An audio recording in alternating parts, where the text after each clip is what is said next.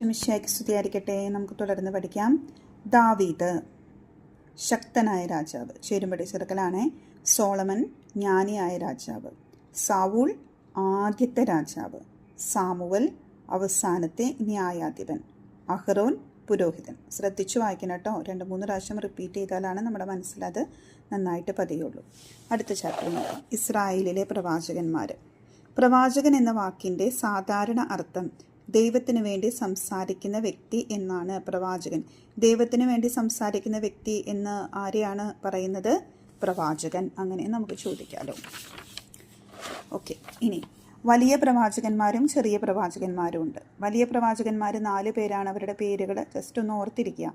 ഏശയ്യ, Jeremiah, Ezekiel, Daniel. അപ്പോൾ ഏശയ്യ എന്ന് ചോദിച്ചിട്ട് വലിയ പ്രവാചകനാണോ ചെറിയ പ്രവാചകനാണോ എന്ന് ചോദിക്കുകയാണെങ്കിൽ പറയാനറിയണം. അപ്പോൾ ഏശയ്യ വലിയ പ്രവാചകനാണ്. ജെറമിയ, എസക്കിയേൽ, ദാനിയേൽ ഇവരാണ് വലിയ പ്രവാചകന്മാർ. എത്ര ചെറിയ പ്രവാചകന്മാരുണ്ട്? 12 ചെറിയ പ്രവാചകന്മാരുണ്ട്. അവരാരൊക്കെയാണെന്നുള്ളതാണ് ഇവിടെ ഈ പേരുകൾ കൊടുത്തിട്ടുണ്ട് കേട്ടോ. അപ്പോൾ ഇതിലേതെങ്കിലും ഒരു പേര് കേട്ടാൽ നമുക്കറിയണം അത് ചെറിയ പ്രവാചകനാണെന്നുള്ളത്. ഓക്കെ, പിന്നെ പ്രധാനപ്പെട്ട പ്രവാചകന്മാരെക്കുറിച്ച് ഇവർ പറയുമ്പം ഏലിയായെക്കുറിച്ച് പറയുന്നുണ്ട്, ഏശയ്യായെക്കുറിച്ച് പറയുന്നുണ്ട്.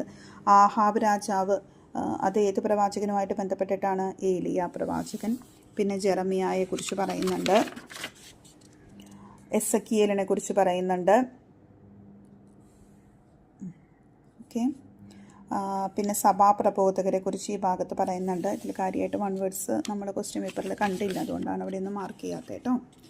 ഇത് ഈ വചനം ഫിൽ ഇൻ ദ ബ്ലാങ്ക്സ് ചോദിക്കുന്നുണ്ട്. തിന്മയെ വെറുക്കുവിൻ, നന്മയെ സ്നേഹിക്കുവിൻ, നഗര കവാടത്തിൽ നീതി സ്ഥാപിക്കുവിൻ.